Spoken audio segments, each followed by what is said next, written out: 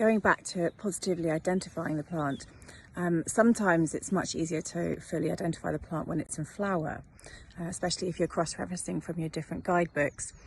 But it might not always be the best time to harvest that plant when it's in flower.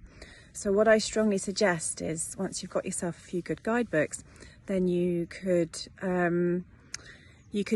keep walking the same walks in your local area and get to know the plants through all of their different life cycles. Get to know them when they're young new leaves, get to know them when they're in flower, get to know them when they're dried seed stems. So when you really get to know the plant in its whole life cycle, you'll be better equipped to know exactly if you've got the right plant as well. And yes, and then you can move on to learning about when it's the best time to forage and make food or medicine from these plants as well. And I think the other thing to mention is, you know, there is a spiritual aspect to foraging as well, and it's rooted in our ancestry. You know, our ancestors would have really foraged the land and lived off the land with the wild foods as well.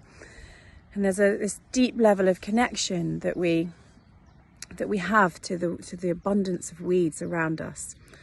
For me, it offers, it's really helped me with sort of levels of anxiety at times, because I might be feeling really anxious and worried and concerned about what's going on in the greater world or in my own personal life, and going out and suddenly just seeing all of these familiar plant friends all around me will make me feel calm, make me feel at ease, and make me feel connected to the land and not so alone at these times specifically. So it's important to have the right frame of mind when you're foraging. You know, there's a real exchange.